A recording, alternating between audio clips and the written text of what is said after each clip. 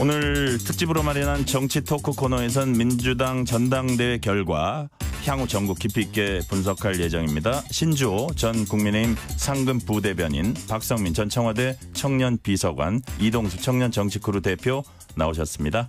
어서 오세요. 안녕하십니까. 안녕하십니까. 자, 민주당 전당대회 당대표 경선 결과 역시 이변은 없었습니다. 이재명 후보 85.4%, 2년 전 전당대회 77.7%에 비해 득표율이 한층 더 높아졌습니다. 자, 박성민 비서관님, 이 득표율 어떻게 평가하십니까? 대표께서 재신임을 받은 결과다라고 저는 생각을 합니다. 지난 1기 지도부에 대해서도 그렇고 어떤 종합적인 평가와 그리고 2기 지도부에 대한 기대가 한데 어우러져서 이런 결과가 나오지 않았나 싶고, 이재명 대표 중심으로 어떻게 보면 제1야당으로서의 강한 전투력을 가지고 좀 나아가겠다, 이런 방향이 좀 분명하게 정해지는 전당대회지 않았나 싶습니다. 그러니까 뭐 결과적으로 이재명 체제가 1기 때보다도 더 공고해져 보인다, 이런 얘기를 많이 해요. 그렇죠. 더 공고해진 거죠. 공고해졌기 때문에 2기가 탄생할 수 있었던 거고, 만약에 이제 지도체제 자체가 흔들리거나 아니면 1기 지도부에 큰 실책이 있었다거나 이런 상황이었다고 한다면 득표율이 이거보다는 저는 더 낮았을 거라고 생각을 하는데, 이번에는 어쨌든 85.4%도 굉장히 높은 수치고요. 그다음에 연임에 도전하는 것도 굉장히 이례적인 일이었습니다만 굉장히 우수한 성적을 거둔 것이기 때문에 이번 이재명 지도부가 앞으로는 더 이제 외연 확장이라든지 대여 투쟁이라든지 이런 부분에서 보다 더 선명하고 보다 더 공고하게 가지 않을까 싶습니다. 사실 이제 이 당대표 경선이 시작될 때 지난번이 아무래도 이제 기준이 되니까 77.7%에서 20%를 넘을까 안 넘을까, 뭐 23%를 넘을까, 이런 얘기들 많이 했었는데, 당시 어떤 그 아주 중진이, 민주당 중진이 두 자릿수가 되느냐 안 되느냐, 김두관 후보가 그게 관건이다, 이런 얘기를 한 거를 제가 들은 적이 있는데, 이번에 김두관 후보가 12.12%. 자, 12% 득표율.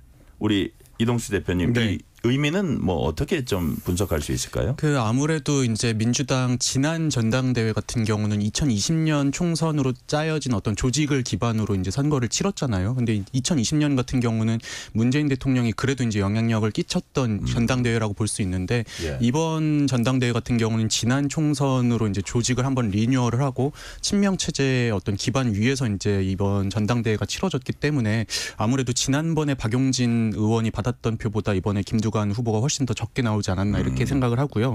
이번에 보면은 김두관 후보가 여론조사에서는 11.7%, 권리당원은 10.07%, 그런데 이제 대의원이 20%를 넘기긴 했어요. 아무래도 이제 이게 대의원들은 당에서 오랫동안 좀 활동해 오신 분들이 많았기 때문에 그게 이제 좀 영향을 개인적으로 알기도 하고, 그런 것도 있다고 보고요. 그리고 이제 이 권리당원에서 좀 나오기 어렵다면 사실 김두관 후보가 여론조사에서라도 좀 잘 나왔어야 되는데, 이번에 보면은 이재명, 오히려 이제 더 잘 나가고 있는 이재명 대표마저도 먹사니즘이니 이런 것들을 강조를 했는데, 김두관 후보가 사실 그 뭐 1인 체제를 비판하는 거 말고는 중도층이나 저관여층에 소구할 만한 어떤 비전을 좀 내놓지 못한 것 같습니다. 그런 부분도 저는 이런 낮은 득표율에 영향을 끼쳤다고 보고 있습니다. 우리 신주호 부대변인께서는 어떻게 전반적으로 어떻게 평가를 하시는지. 그러니까 이제 민주당이 친명 정당을 넘어서서 종명 정당이 됐다고 생각합니다. 종명.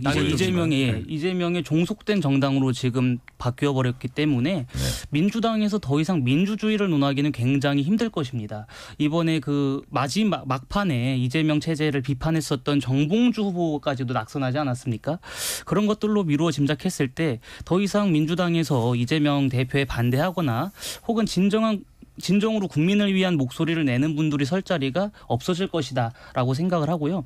그리고 많은 언론에서 이제 이번 전당대회 결과를 통해서 이재명 2기 지도부가 나왔다, 이런 그 말씀들을 하시는데, 저는 그 말은 이제 표현상의 오류가 있다고 봅니다. 왜냐하면 1기 지도부, 2기 지도부라고 한다면 자신의 임기 안에서 첫 번째 임기를 하고 그 반환점으로 또 다른 지도부 임명직을 새로 임명한다던가, 그렇게 했을 때 2기 지도부라는 표현을 써야 되는 것이지, 이거는 이재명의 신임 새로운 지도부가 지금 구성된 거지 않습니까?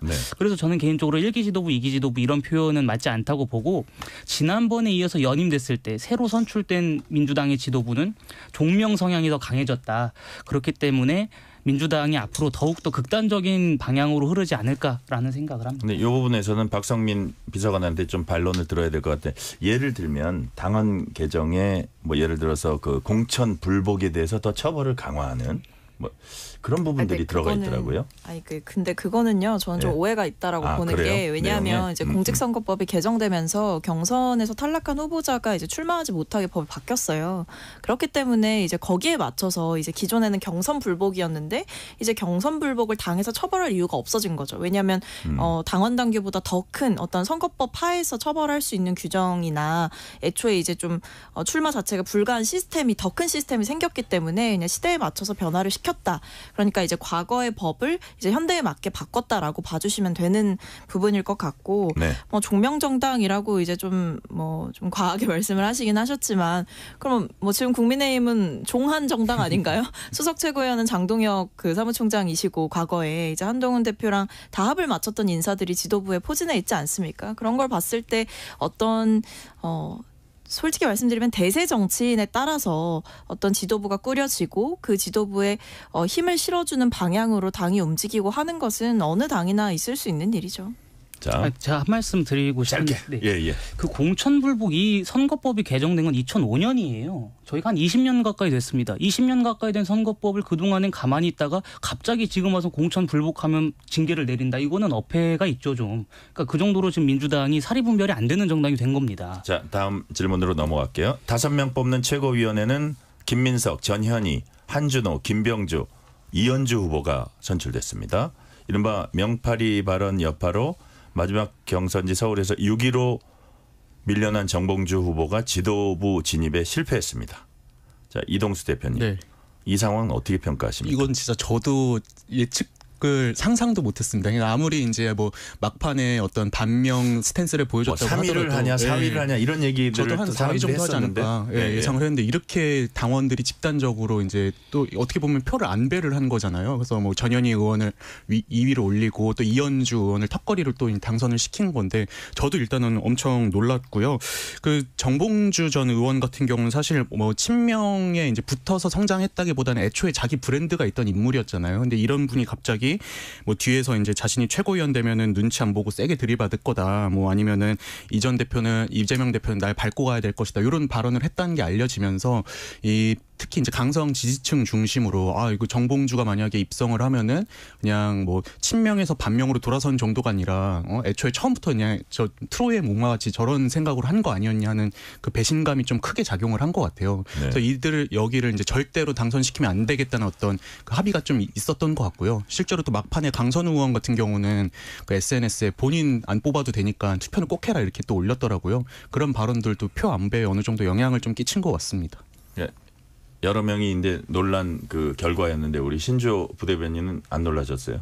저도 사실 정봉주 전 의원이 2등은 못하더라도 한 3, 4등 정도는 해서 지도부 안에 입성을 할 줄 알았습니다만 결과가 이렇게 나온 것 자체가 표심의 뜻은 뭡니까? 제가 보기에는 그 표심의 뜻은 이재명에 반대하면 안 된다. 그것도 있지만 저는 이거를 기점으로 해가지고 이재명 대표에게 무조건적으로 협조해라. 이렇게 봤습니다. 왜냐하면 제가 정봉주 전 의원이 안 된 것도 안 된 거지만 이현주 의원이 됐다는 것도 전 놀랐습니다.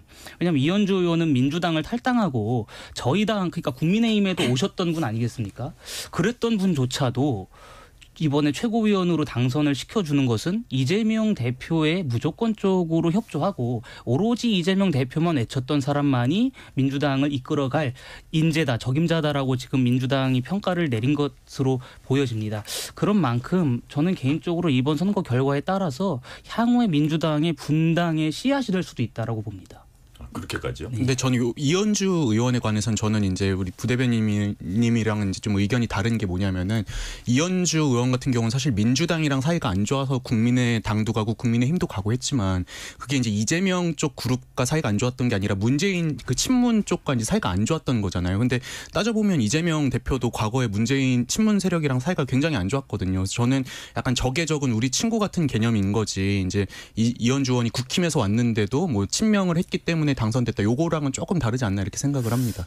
저는 다른 시선을 좀 제시하고 네네. 싶은데 이게 뭐 어떤 박성민 비서관님. 친문파냐, 뭐 친명파냐, 뭐 이것보다 이제 이현주 후보의 득점 포인트는 제가 봤을 때는 이 윤석열 정부와 가장 강하게 대립각을 세워왔던 인물이기 때문인 것 같아요. 그러니까 그 이현주 후보의 어떤 굉장히 날카로운 윤석열 정부를 향한 비판, 그러니까 오히려 국민의힘에 소속되어 계실 때부터 약간 스포트라이트를 받았던 이유가 윤석열 정부의 정책이라든지 어떤 기조에 대해서 좀 쓴소리도 하고 윤석열 대통령을 향해서 쓴소리를 하기 시작하면서 국민의힘에 계실 때부터 약간 주목을 받았고 그때부터 어떤 거취에 좀 주목을 받기 시작했던 거거든요. 그러니까 그런 일련의 흐름들을 지지자들께서는 굉장히 좀 강한 전투력 있는 인사가 필요하다 이렇게 판단하시는 그 흐름 안에서 저는 점수를 좀 주셨다라고 생각을 합니다. 박성민 비서관께 하나 더 여쭤볼게요. 그럼 살인자 발언 논란을 일으켰던 그 전현희 후보 이제 2등으로 올라섰습니다.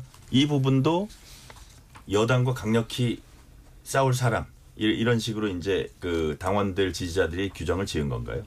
저는 그렇다고 봅니다. 왜냐하면 일단 이 전현희 후보 같은 경우에는 물론 이제 뭐 5위냐 6위냐 이렇게 좀 순위가 후순위에 계시기는 했습니다만 이제 과거 이력을 보게 되면 이제 국민권익위원장으로 계실 때 윤석열 정부와 좀 대립하는 모습들을 보여주셨거든요. 그러니까 네. 좀 과하게 이제 권익위 차원에서 권익위원장을 좀 몰아내려고 한다던가 이제 문재인 정부 때 임명된 인사라는 이유로 약간 일종의 정치적인 탄압을 받았다 이렇게 이제 생각을 하는 분들이 많고 거기에 또 정점을 더 했던 것이 어쨌든 이 상임위 과정에서 상임위장에서 여러 가지 이제 발언들이 있지 않았습니까? 뭐 살인자 발언도 있었고 그다음에 그 발언이 있기 전에는 송석준 국민의힘 의원께서 이제 전현희 의원을 향해서 좀 당신은 이 국장의 죽음에 책임이 없느냐 본인도 기여를 한 거 아니냐 이런 식으로 좀 강하게 말씀을 원색적으로 하셨기 때문에 그 과정에서 좀 다투는 모습도 이제 보여졌던 거고요. 그러니까 그런 모습들을 보면서 아 이게 좀 전투력이 있는 인사구나 이런 부분에 대한 평가가 이루어진 것 같습니다. 근데 이동수 대표님 어쨌든 살인자 발언이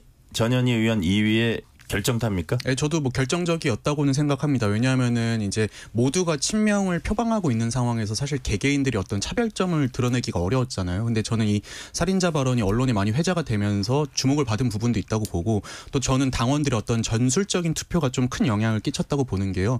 이제 정봉주 전 의원이 막판에 이제 어떤 반명 스탠스로 돌아서면서 정봉주만큼은 절대 떨어뜨려야 된다라는 여론들이 당원들 사이에서 굉장히 많이 일었는데 보면은 이제 한준호 의원이나 김병 주 의원 같은 경우는 그래도 그냥 안정적으로 입성할 것 같고 정봉주를 떨어뜨리려면은 이 턱걸이 라인에 있던 5등 언저리에 있던 이현주 전현희 의원이 입성을 해야 되는데 이 당원들이 이 두 분한테 약간 표를 몰아준 게 아닌가 생각됩니다. 그래서 이제 전현희 의원 같은 경우는 조금 더 이제 스포트라이트를 받으면서 많은 표를 흡수했고 이현주 의원 같은 경우도 사실 원래 어렵다고 여겨졌다가 지금 겨우 이제 막 마지막 순번으로 안착을 한 거잖아요. 네. 전 그런 전술 투표도 좀 영향을 끼쳤다고 봅니다. 신주호 부대변인은 이런 과정들을 어떻게 평가를 하세요? 저도 동감합니다. 네네. 왜냐하면 사실 최고위원 후보들이 모두 이재명을 대통령으로 만들겠다 이 구호를 들고 나왔던 거는 모두가 똑같습니다. 그렇다면 그러한 모두가 같은 상황에 놓였을 때 자신만의 특장점이 내보여져야 되는데 전현희 의원이 이제 전 민주당 정당대회 직전에 살인자 이 얘기를 하면서 사실 대통령실에서도 반박을 했었거든요.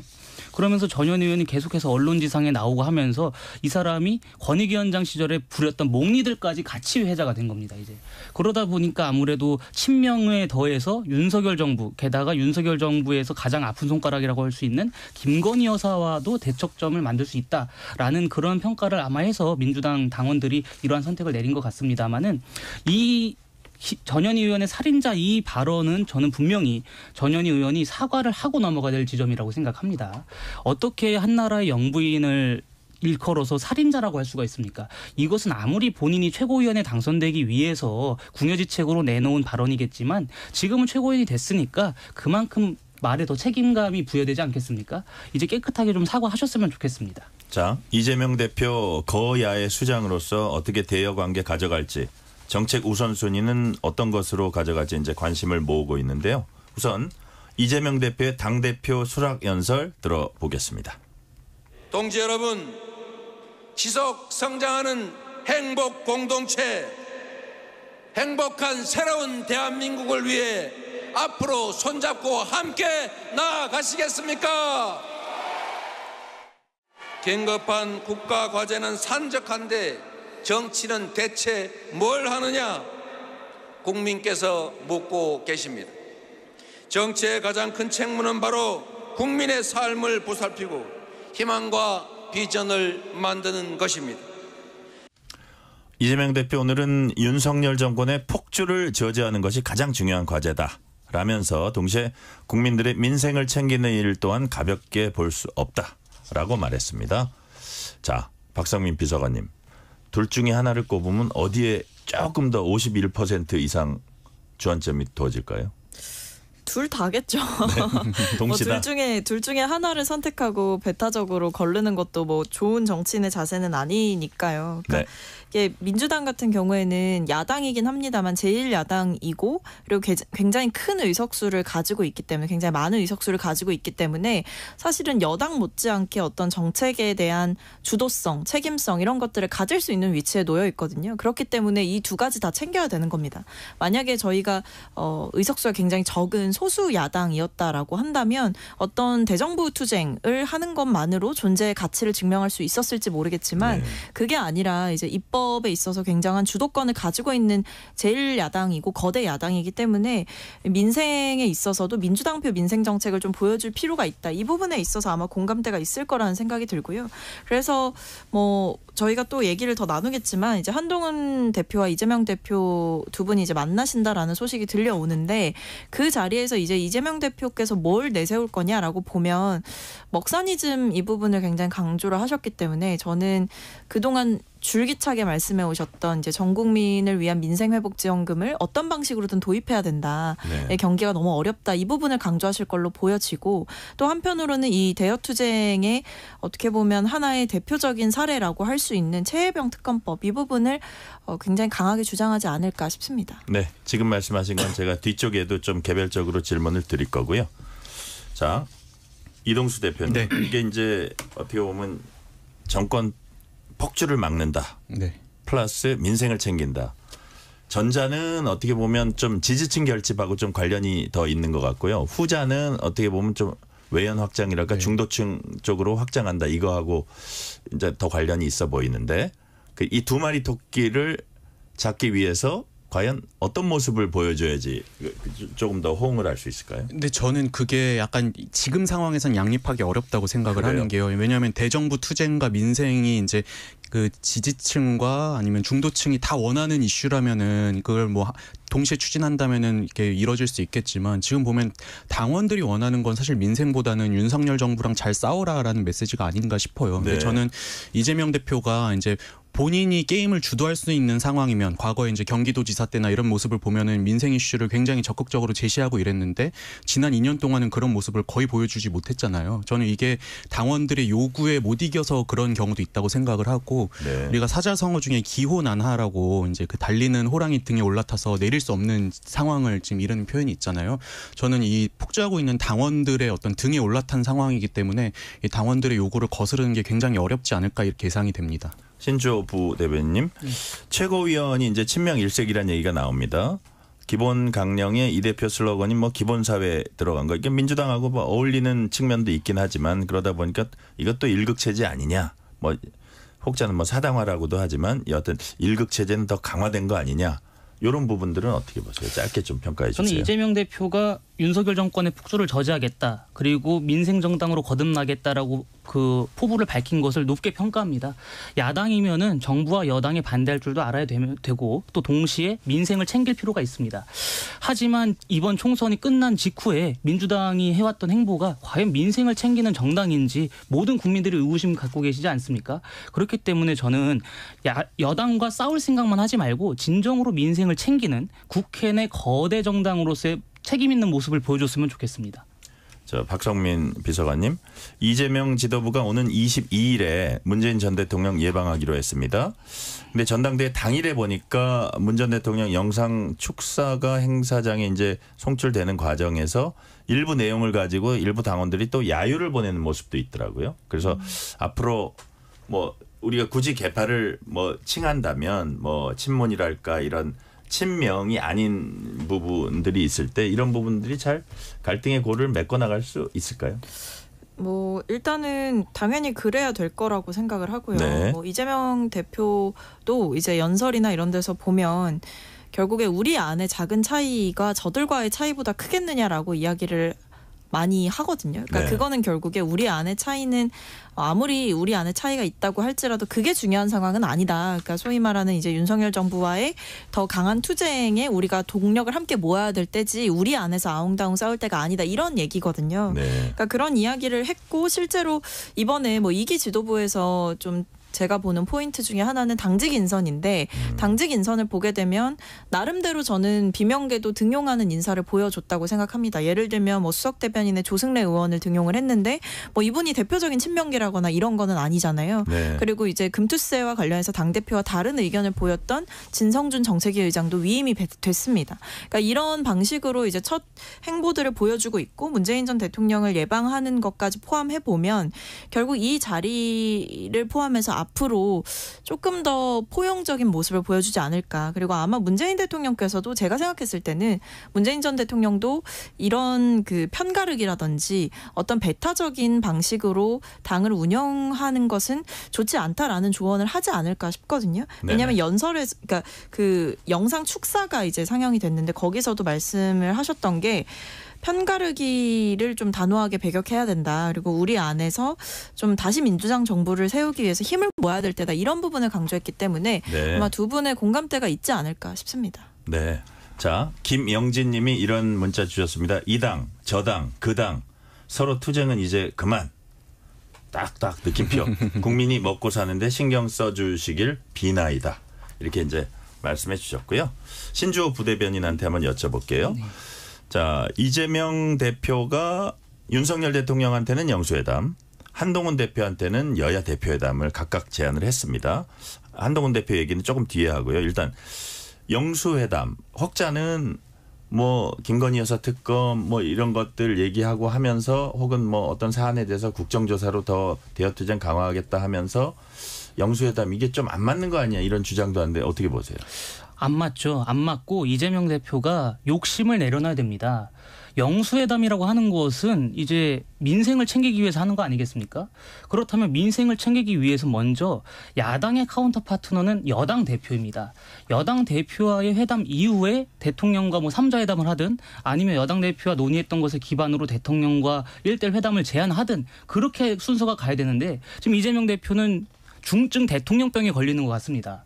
아직도 본인이 대선에서 진 것을 지금도 아마 인정하지 못하고 계속해서 대통령과 본인의 체급이 같다라고 생각을 하는 것 같은데 이게 순서가 아니라 여당과 먼저 대화를 하고 그것을 토대로 대통령, 정부와 협상을 하건 회담에 나서야 되는 것이지 대통령한테 먼저 영수회담을 제안한다? 이것은 정치 도의상 어긋난 것이죠. 이동수 대표님, 지금 어떻게 보면은 여야 세 대표가 둘 다 가장 유력한 대선 주자가 네. 선출이 돼서 여야 대표가 만나도 크게 어색하지 않을 것 같은 생각이 네. 들어요.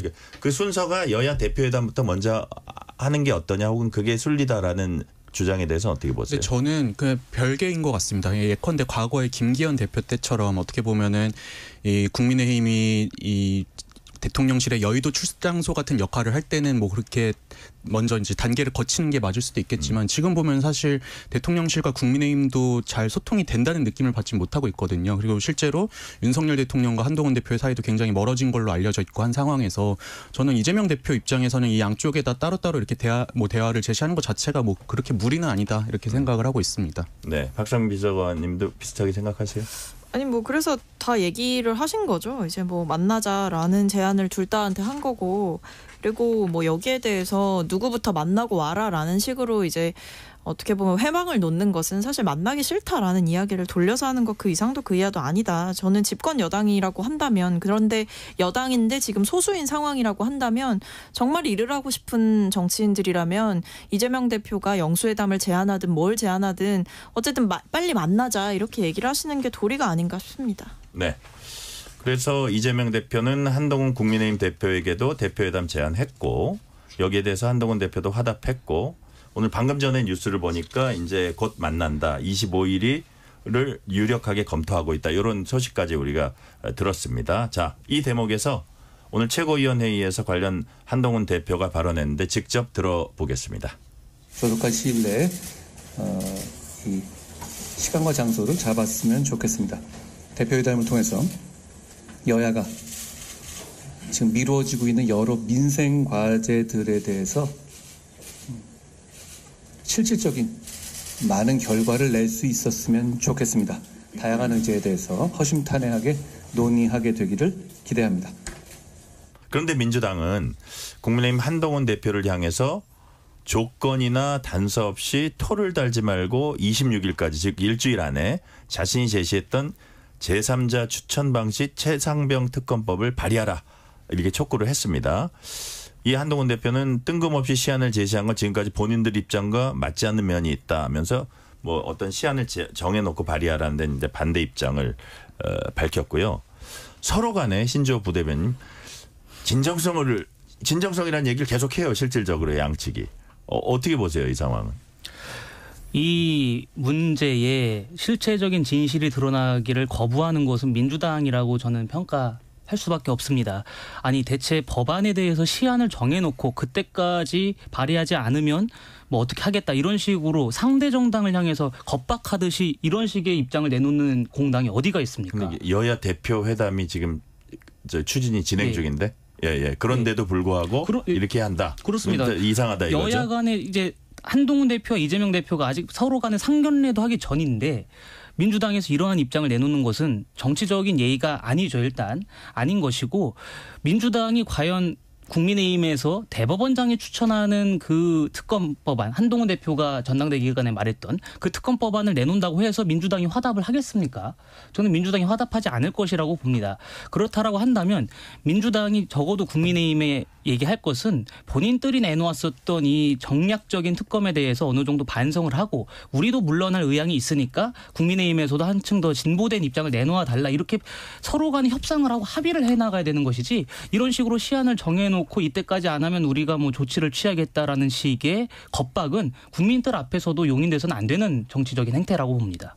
그러니까 박성민 비서관님 민주당 입장에서 볼 때는 국민의힘이 좀 이렇게 빨리빨리 추진 안 하고 뭐 이렇게 좀 약간 주춤주춤하고 있는 걸로 봐서 그런가요? 왜 그러니까, 어떤 분위기죠? 아니 한동훈 대표가 자초한 면이 있죠. 이제 본인이 이제 대표 선거에 나오실 때 출사표를 던지면서 이런 이야기를 하신 거잖아요. 제3자 추천의 해병대원 특검법을 추진할 필요가 있다라는 이야기를 본인이 언급을 하셨기 때문에 저는 이 안에 대해서 민주당이 한 발짝 물러나서 받겠다라고 수용 의사를 밝힌 상황이고 더 나아가서는 이제 한동훈 대표가 그러고 나니까 갑자기 또 조건을 거셨어요. 뭐 여기에 제보 공작 의혹도 포함하자 이런 식으로 이제 여러 가지 조건들을 특검에 안에 이것저것 다 넣자라는 식으로 이야기를 하셨는데 이 부분에 대해서도 박찬대 원내대표가 뭐 그것까지 필요하다면 넣겠다라고 이야기를 하면서 한 발짝 물러난 상황인데 이제 여기서 물러날 곳이 없는 건 한동훈 대표죠. 한동훈 대표가 양치기 소년이 되기 싫다고 한다면 그때 본인이 국민들 앞에서 출사표를 던지면서 했던 그 해병대원 특검법의 필요성을 역설했던 그 마음이 진정이었다고 한다면 거짓말이 아니었다고 한다면 이제는 더 미루실 이유가 없지 않습니까?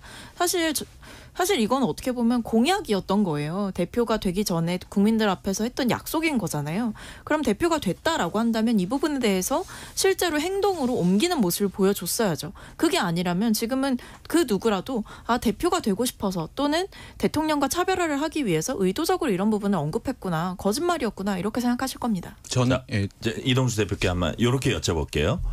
자, 이제 곧 여야 대표가 만납니다. 이게 주요 의제가 안 되기가 되게 힘들 것 같아요. 네, 그렇다면 생각합니다. 결국은 여야가 어떤 식으로든지 해병대원 특검법을 단일안을 만들어서 추진한다 안 한다. 어디에 한 표 거시겠습니까? 저는 하겠지만 한동훈 대표가 계속 조건을 달 것 같긴 합니다. 왜냐하면은 저는 먼저 이거는 민주당이 이렇게 제안한 거는 먼저 침발라 놓은 개념이라고 생각을 해요. 한동훈 대표가 만약에 최상병 특검법을 추진할 경우에 어떻게 보면 전국 주도권이 또 한동훈 대표에게로 넘어갈 수 있는 거잖아요. 그러니까는 먼저 이제 선제적으로 우리가 이슈를 제기한 것처럼 이제 대응한 측면이 있다고 보고요. 그런 측면이라 이거죠. 한동훈 대표 입장에서는 워낙 이게 이제 국민적인 찬성 여론도 높고 본인이 약속한 것도 있기 때문에 안 하기는 어려울 텐데 다만 이제 민주당이 제안했다고 그거를 마지못해서 이제 밀려서 수용한 것처럼 모양새를 비출 경우에는 또 당원들이라든지 동료 의원들이 반발할 수 있잖아요. 그래서 저는 이게 너무 옛날 유행어긴 한데 과거에 그 발리에서 생긴 일이라는 드라마 보면은 하지원 씨가 마지막 자존심이라는 유행어를 남겼었잖아요. 마지막 자존심. 예, 이것처럼 이제 한동훈의 마지막 자존심이 내가 이거를 민주당에게 요구에 못 이겨서 받은 게 아니라 내가 선제적으로 조건도 달고 관철시킨 거다. 이렇게 가려고 하지 않을까 이렇게 생각을 합니다. 그러니까 신조 부대변인 그 전당대회 과정에서 어쨌든 먼저 얘기를 한 거예요. 그렇다면 일종의 이제 당대표가 됐으니까 약속에 관한 겁니다. 그래서 아마 한동훈 대표는 하고자 하는 마음이 없지 않을 것 같은데 당내에서도 좀 정리해야 될 부분이 있잖아요. 그래서 결론적으로 어떻게 될 것 같아요. 그리고 지금 그 한동훈 대표 체제나 그쪽 분위기 제일 잘 아실 것 같으니까 분위기는 또 어떤지 한번 설명을 해 주세요. 결론적으로 해야 되는 것이죠. 왜냐하면 물론 특검이라는 게 공수처나 검경의 수사를 지켜본 다음에 진행하는 것이 맞습니다마는 이 문제에 있어서만큼은 국민적인 의구심이 가득하고 또 정략적인 문제가 아니고 이것은 국가 보훈에 관한 문제이기 때문에 반드시 할 필요가 있다라고 생각을 합니다. 다만 그 특검을 진행함에 있어서 공정성이 담보가 되어야 되는 것인데 그 공정성이 담보가 되기 위해서는 한동훈 대표가 전당대회 과정에서 내걸었었던 제3자 특검법 그것이 제일 합리적이라고 보고 있습니다. 네. 자, 하나 더 여쭤볼게요. 신지호 부대변인한테. 국민의힘은 교육, 문화, 지역, 자산 등 다양한 분야에서 격차 문제를 다룰 격차 해소 특별위원회 이제 신설하기로 했습니다. 이게 이제 어떻게 보면 격차 해소, 뭐 빈부 격차 해소 뭐 이런 것들이 조금 더 민주당 쪽의 어떤 아이템이라 그럴까요? 그런 것들을 이제 좀 공략해 나가는 게 아니냐 이런 느낌이 좀 들긴 드는데 이런 부분들이 야당의 어떤 협력을 이끌어낼 수 있을까요?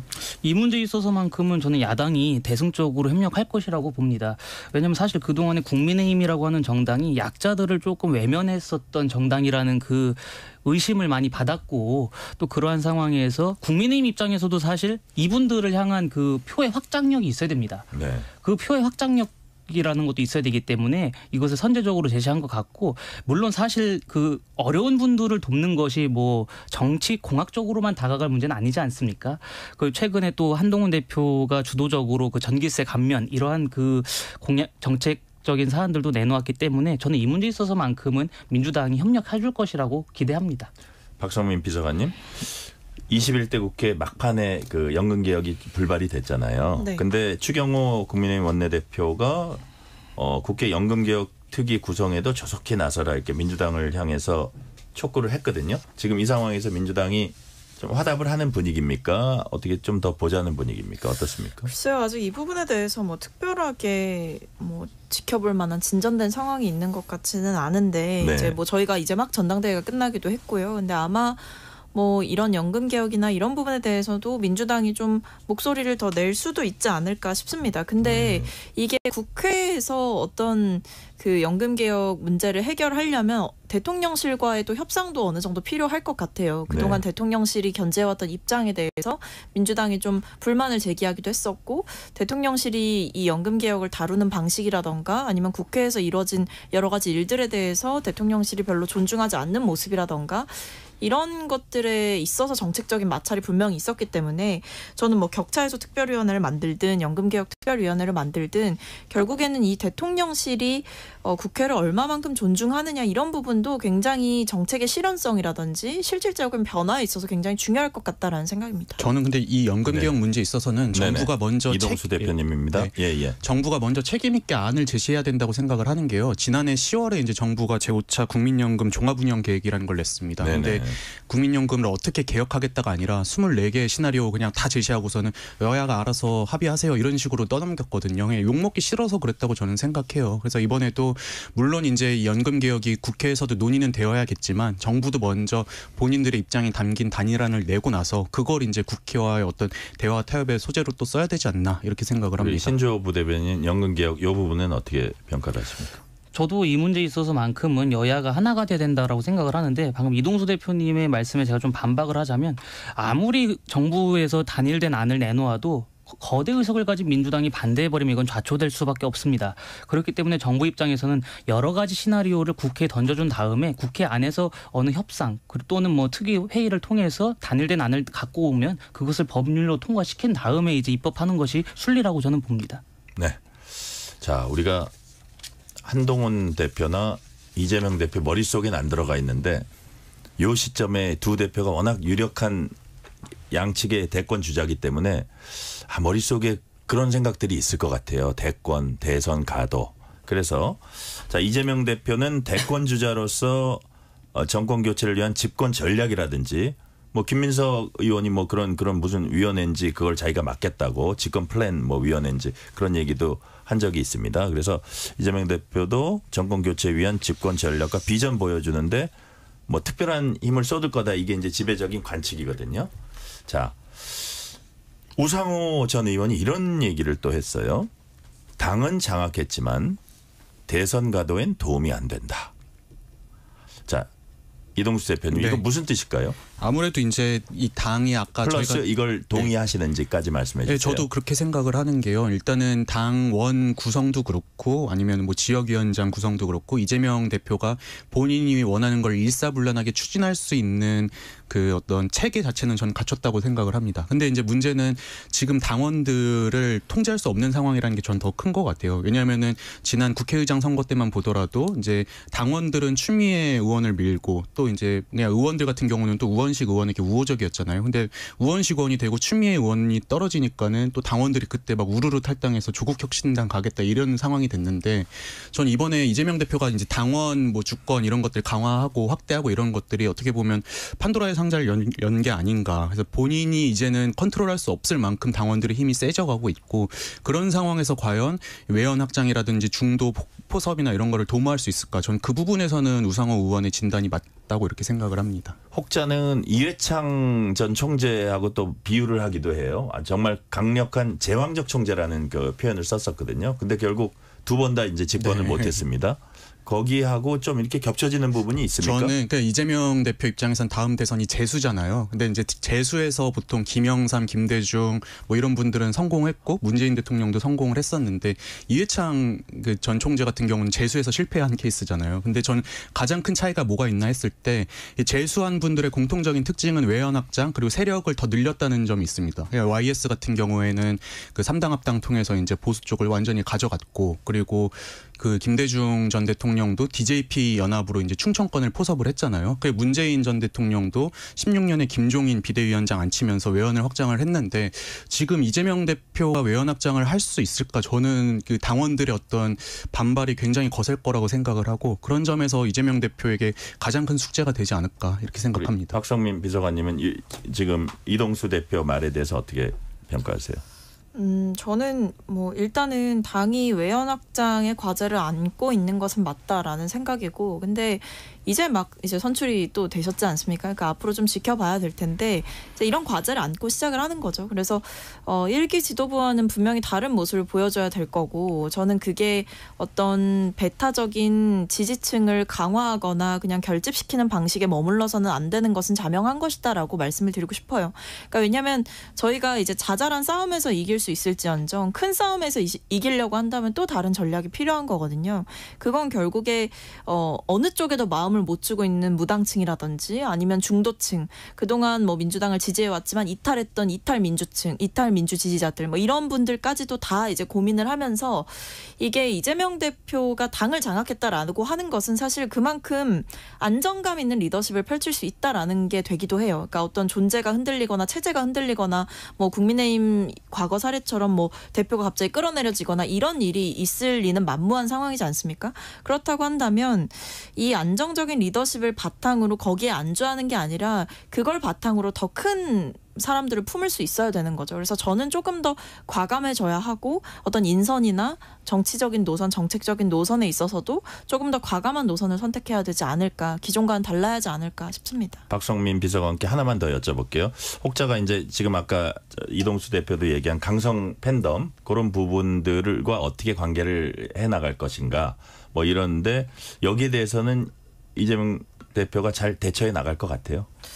저는 뭐 그래도 가장 어떻게 보면 SNS라던가 유튜브라던가 이런 것들을 활용해서 지지자들과 굉장히 소통을 잘하는 정치인 중에 한 분이시잖아요. 네네. 그래서 본인이 나름대로 저는 노하우가 좀 쌓여 있을 거라고 생각을 하고 지금까지는 어떻게 보면 그동안 여의도에서 정치를 해오셨던 분이 아니다 보니까 일단 여의도 정치에 조금 적응하는 시간들이 필요했던 것 같고 그만큼 당대표로서 흔들리지 않는 지위를 구축하는 데 조금 초점을 맞췄던 건 사실인 것 같아요. 네. 그렇다고 한다면 앞으로는 지금은 이제 어쨌든 재신임을 받았고 안정적인 리더십을 펼칠 수 있는 상황이 됐다라고 한다면 앞으로는 조금 더 달라져야 되지 않을까요?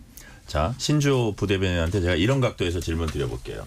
물론 뭐 강성 지지층에 갇혀가지고 나중에 좀 자기의 운신의 폭이 줄어들 수 있고 이런 우려는 있지만 사실 그 압도적인 85%의 득표율이라든지 그 다음에 혹시나 이재명 대표에게 그 마이너스가 될까봐 사실상 2위였던 정봉주 후보가 6위가 되고 6위였던 전현희 의원이 2위가 되는 이런 건 국민의힘 입장에서 좀 부러운 솔직히 약간 그런 측면도 있지 않습니까? 아, 저게 어떤 이재명 대표를 위해서 저렇게 일사불란하게 움직일 수 있다. 그게 나중에 이제 마이너스적인 요인이 될 수 있지만 민주당 입장에서는 플러스적인 요인이 더 크지 않겠어요?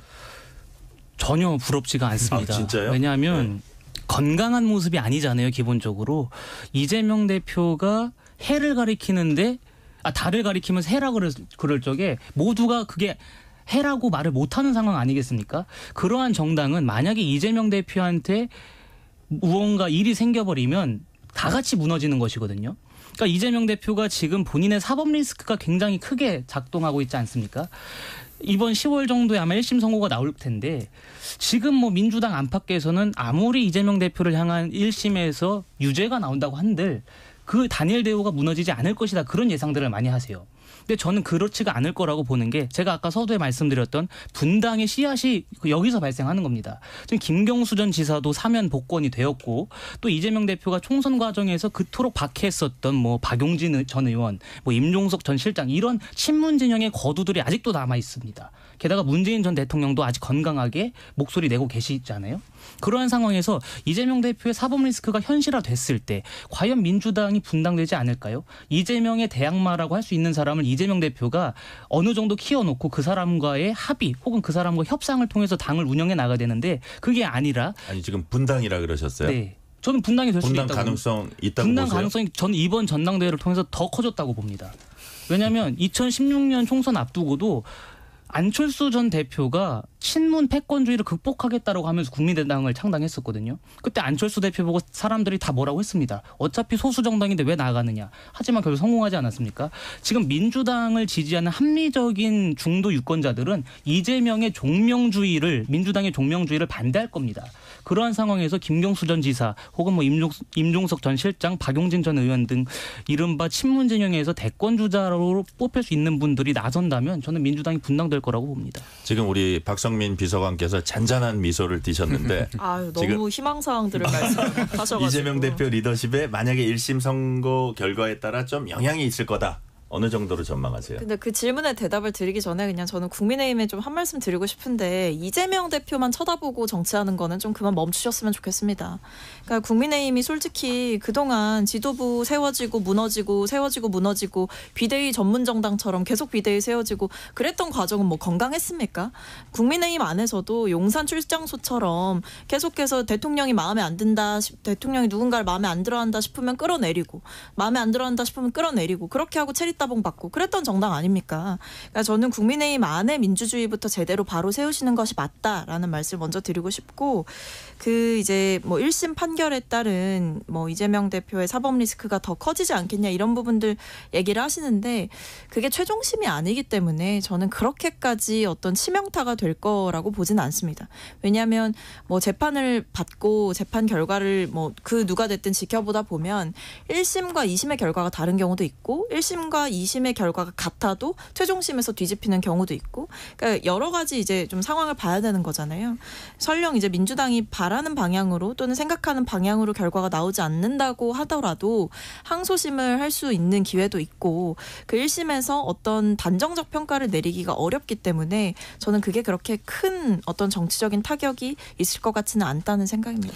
이동수 대표께는 이런 각도에서 제가 한번 질문 드려볼게요. 그러니까 1심 선고 결과가 좀 이재명 대표한테 안 좋게 나온다. 그럼 그게 뭐 최종심까지는 많이 남아있기 때문에 그게 결정적인 건 아니라고 볼 수 있는데, 다만 그렇게 되면 혹시 지금까지 쭉 흐름으로 볼 때 민주당이 검찰이나 법원이나 이런 쪽과의 어떤 뭐 압박이라 그럴까요? 어떤 그 갈등이라 그럴까요?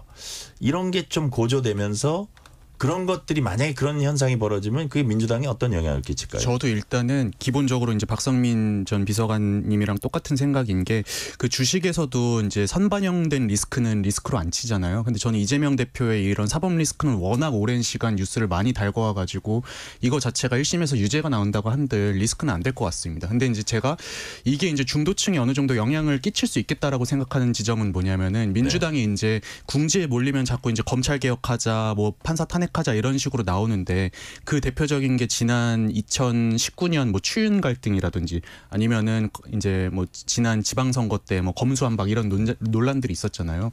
민주당이 또 만약에 1심, 2심에서 유죄가 나왔을 때 판사들 공격하고 뭐 검사들 공격하고 이런 게 있을 텐데, 그게 중도층이 볼 때는 결코 좋아 보이진 않을 거라는 거죠. 그래가지고 이제 만약에 민주당이 뭐 중심을 지키면서 민생 이슈 계속 뭐 이 사법 리스크와 별개로 민생 이슈를 제기하고 이러면은 큰 영향이 없을 수도 있겠지만, 민주당이 여기에 휘둘려 가지고 또 이제 완전 사법 이 이슈 쪽으로 매몰될 경우에는 중도층의 표심에 악영향을 끼칠 수도 있을 것 같습니다. 네. 자, 신주호 부대변인. 시간이 이제 한 1분 정도밖에 안 남았는데 짧게 한 15초씩만 말씀해 주는데, 한동훈, 이재명 사실상이 긴 측면에서 보면 대선 레이스가 사실상 시작된 거 아니냐. 그 모습은 어떤 모습을 보일 것 같아요? 민생 대결? 민생 대결을 가겠지만 이재명 대표가 다음 대선에 나오실 수 있을까요? 저는 한동훈 대 이재명이라는 구도 자체가 성립되지 않을 확률이 크다, 이렇게 생각합니다. 우리 박성민 비서관님은 어떤 모습을 상상을 하세요? 앞으로 여야 대표, 가장 유력한 그 대권 주자, 민생 대결은 일단 펼칠 것 같아요. 네, 그렇죠. 근데 그 민생 대결이 오히려 또 흥미진진할 수 있겠다. 왜냐하면 받을 거 받고 줄 거 주고 이런 방식의 기브앤테이크가 확실하게 이루어질 수 있는 거의 유일한 장이지 않을까라는 생각이 드는데, 다만 이제 민생 대결보다 중요한 건 각자의 대표 상품을 뭘로 가져갈 거냐. 그러면서 이재명 대표는 확실하게 우위를 점하고 있다, 이렇게 생각합니다. 이동수 대표님 죄송합니다. 시간이 한 15초에서 20초밖에 안 남은.